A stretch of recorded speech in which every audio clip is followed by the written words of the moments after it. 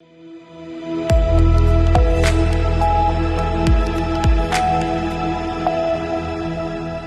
के बाद रुक करेंगे यूपी बुलेटिन की ओर, जिसमें बात होगी ललितपुर की, जहां मेडिकल कॉलेज में भारी लापरवाही उजागर हुई है। साथ ही बात होगी शाहजहांपुर की, जहां दलित समाज के लोगों ने चक्का जाम कर दिया।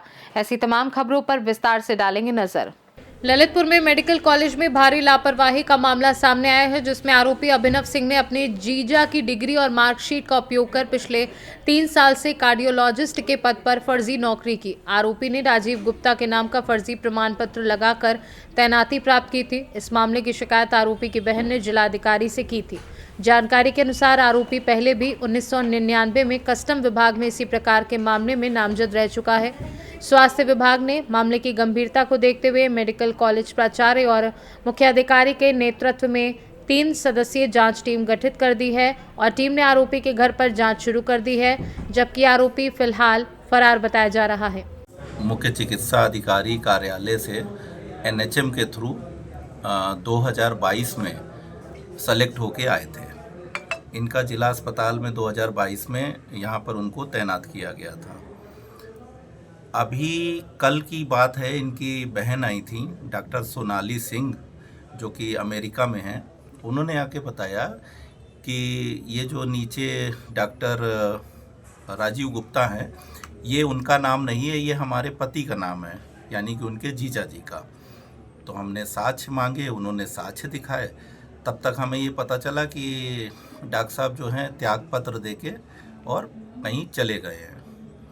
सर, अब इस मामले में क्या एक्शन लिया जा रहा है?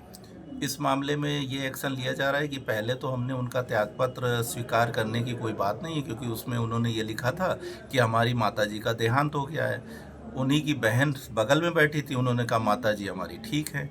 तो हम उनको बर्खास्त करने की संस्तुति मुख्य चिकित्सा अधिकारी को करेंगे, उनका वेतन रोकने की कार्रवाई करेंगे, और जो 3-3.5 साल से ये जो हैं वेतन ले रहे हैं पूरा फॉर्जरी करके, सारे फॉल्स डॉक्यूमेंट लगा के फॉल्स तरीके से ये सरकारी अस्पताल में आए हैं।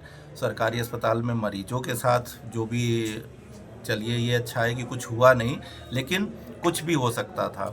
तो इन सब चीज़ों के लिए हम नेशनल हेल्थ मिशन को भी लिख रहे हैं। नहीं सर, एफआईआर होगी इनके विरोध में? एफआईआर जरूर होगी सर, क्योंकि इसमें एफआईआर ना होने का तो कोई तुक ही नहीं है। शुरुआती दौर में क्या मिला है अभी जांच में?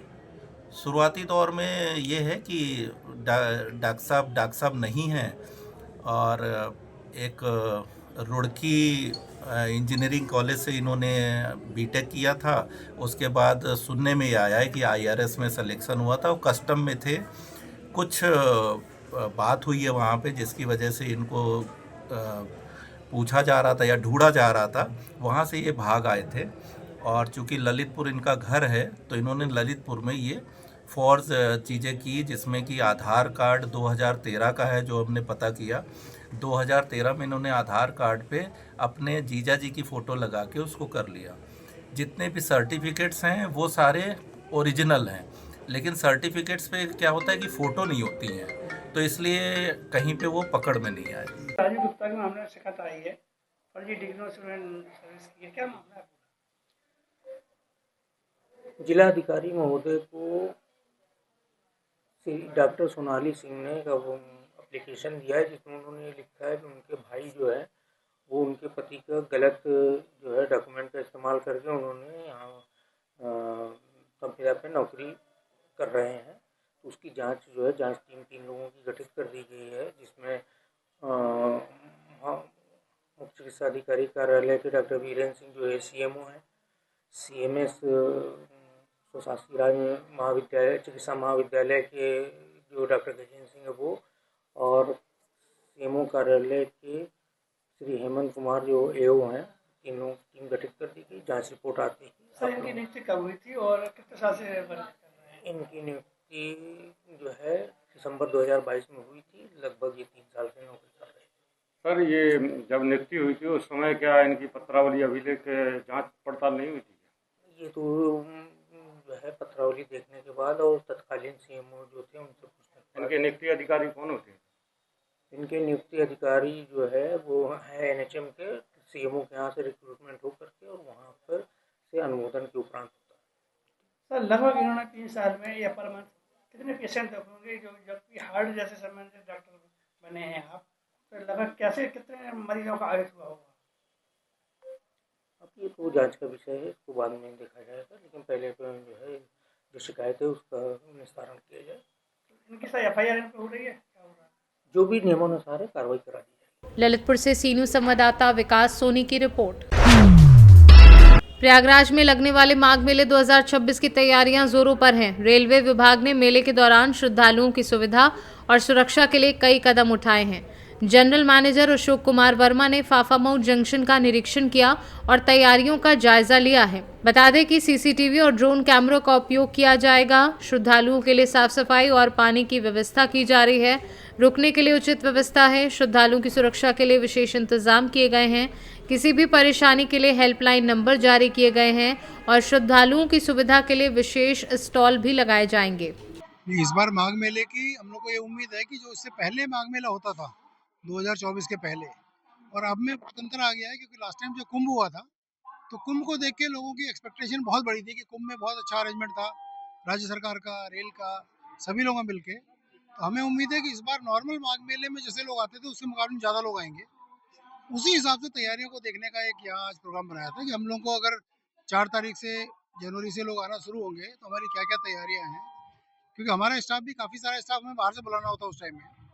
बहुत सारे हमें रेक एक्स्ट्रा रखने पड़ते हैं स्पेशल ट्रेन चलाने के लिए, तो हम करीब 35 रेक प्लान कर रहे हैं और हमारा करीब 1500 स्टाफ बाहर से आएगा, जिसमें RPF के करीब 400 लोग हैं और करीब 1100 लोग बाहर से आते हैं। उनके रुकने का अरेंजमेंट, उनके रहने का, जिससे कि वो पूरी को अच्छी तरह मैनेज करें पूरे प्रोग्राम को। उसके अलावा हमारे जो 3 स्टेशन है यहाँ पे नॉर्दर्न रेलवे के 3 मेन स्टेशन है, फाफामऊ, प्रयाग संगम और प्रयाग जंक्शन।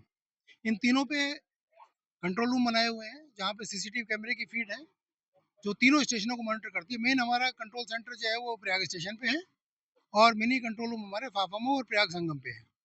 इसके बाद यहाँ की हमारी जो भी फीड होती है, क्योंकि सबसे ज़्यादा जो लोग आते हैं वो प्रयागराज जंक्शन पे आते हैं, तो मेन नॉर्थ सेंट्रल रेलवे का जो प्रयागराज जंक्शन है वहाँ पे जो मेन कंट्रोल रूम होता है वहाँ पे भी हमारे ऑफिसर भी रहते हैं और हमारे यहाँ की जो CCTV कैमरे की फीड वहाँ भी रहती है। सिमिलरली इसकी जो फीड जाती है वॉर रूम जो रेलवे बोर्ड में बना है, जहाँ पे माननीय मंत्री जी और CRB और बोर्ड मेंबर भी मॉनिटर करते हैं उसको, और इसी तरह जो नॉर्दर्न रेलवे हेडक्वार्टर है दिल्ली में वहाँ पे भी इसकी फीड रहती है। तो वो सारे अरेंजमेंट देखना और उसमें क्या तैयारी है और क्या भी और तैयारी करनी है उसका एक जायजा लेने का प्रोग्राम था। कुछ और स्पेशल ट्रेन चलाई जाएगी सर? हाँ, मेले के टाइम में अभी तीनों रेलवे मिलकर आज हमारी northern railway, north central railway और नॉर्थ ईस्टर्न रेलवे की मीटिंग होनी है आज। उसमें जो स्टेट गवर्नमेंट के साथ बात हुई है, कितना ट्रैफिक प्रोजेक्शन है उस हिसाब से ट्रेनें चलाने की बात है।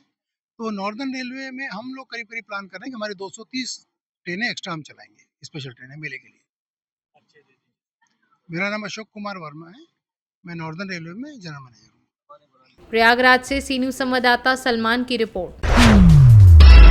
शाहजहांपुर में बुधवार को दलित समाज के लोग थाने सिधौली क्षेत्र में पैनाखुर्द निवासी अचल कुमार की पिटाई के मामले में न्याय की मांग को लेकर सड़कों पर उतर आए। दलित समाज के हजारों लोग नगर निगम गेट से खिरनी बाग चौराहे तक नारेबाजी करते हुए रोड जाम कर दिया। ये मामला 17 नवंबर का है, जब अचल कुमार को उच्च वर्ग के लोगों ने डंडों से पीटा और जाति सूचक शब्दों का प्रयोग कर अपमानित किया, जिसका वीडियो वायरल होने के बाद रोष फैल गया। पुलिस ने हल्की धाराओं में मुकदमा दर्ज किया था, लेकिन आरोपियों की गिरफ्तारी नहीं होने पर पार्टिकल जस्टिस पार्टी के राष्ट्रीय अध्यक्ष राजेश सिद्धार्थ और संरक्षक पूर्व IPS डॉक्टर BP अशोक ने दलित उत्पीड़न संविधान यात्रा की शुरुआत की।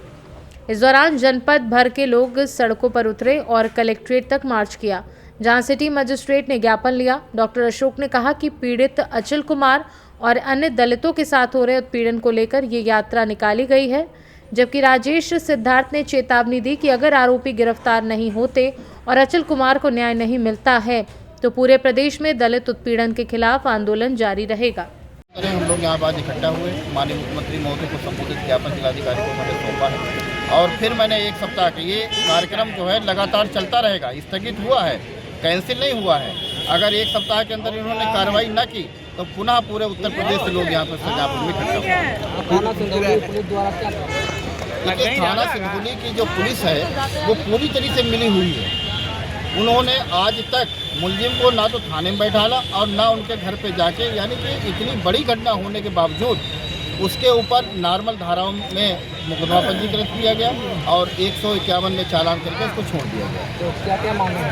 देखिए, मेरी मांग सबसे पहले मांग है कि जिस तरह से उन दरिंदों ने इनके संग दरिंदगी की है उनको पकड़ा जाए, उनके ऊपर NSA की कार्रवाई की जाए, क्योंकि उन्होंने संविधान के खिलाफ काम किया। उन्होंने कहा कि तुम्हारा बाप यानी मेरा बाप, इन्होंने पूरे दलित समाज को गाली दी। और अगर ऐसा नहीं करें, निश्चित तौर पे वहाँ के इंस्पेक्टर साहब मिले हुए हैं और हम लोग इस पर किसी भी प्रकार से शांत बैठने वाले नहीं। अभी मुझे आश्वासन मिला है प्रशासन की तरफ से कि 1 सप्ताह के अंदर कार्रवाई हो जाएगी। यदि 1 सप्ताह के अंदर कार्रवाई नहीं होगी तो पुनः हम लोग जो है पूरे प्रदेश के अपने कार्यकर्ताओं को बुला के यहाँ पर जब तक नहीं हटेंगे तब तक कार्रवाई नहीं हो जाएगी और इंस्पेक्टर सिंगरौली सस्पेंड नहीं हो जाएगा। शाहजहांपुर से सी न्यूज़ संवाददाता फसाद खान की रिपोर्ट। उन्नाव जिले में SIR अभियान के तहत बड़ी कार्रवाई पूरी की गई है, जिसमें 100% घर घर सर्वे, प्रपत्र वितरण और डिजिटाइजेशन का काम पूरा कर लिया गया है। प्रशासन ने 23,25,053 मतदाताओं तक सर्वे प्रपत्र पहुंचाए और एब्सेंट, शिफ्टेड, मृत या पहले से नाम दर्ज होने जैसी श्रेणियों में कुल 4,02,056 वोटर्स को चिन्हित किया है। ADM सुशील कुमार गौड़ के अनुसार इन वोटर्स का सत्यापन बूथ लेवल एजेंट्स और BLO के माध्यम से किया जा रहा है और 12 दिसंबर को पूरे जिले में विशेष अभियान चलाकर ये सुनिश्चित किया जाएगा कि पात्र मतदाता शामिल हों और अपात्र मतदाता सूची से हटाए जाएं।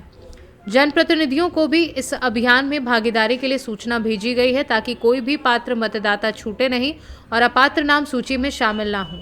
जनपद उन्नाव में जो हमारा SIR का कार्यक्रम चल रहा है, इसमें 23,25,053 वोटर्स थे जिनको हम लोगों ने 100% फार्म वितरण कर दिया था और आज हमारा 100% डिजिटाइजेशन का काम भी पूरा हो जाएगा। इसमें आपको बताना चाहूँगा कि हमारे यहाँ जो जनपद उन्नाव में absent, shifted, death, already enrolled voter हैं, इसमें 4,02,056 आइडेंटिफाई हुए हैं। इनके सत्यापन का कार्य कराया जा रहा है।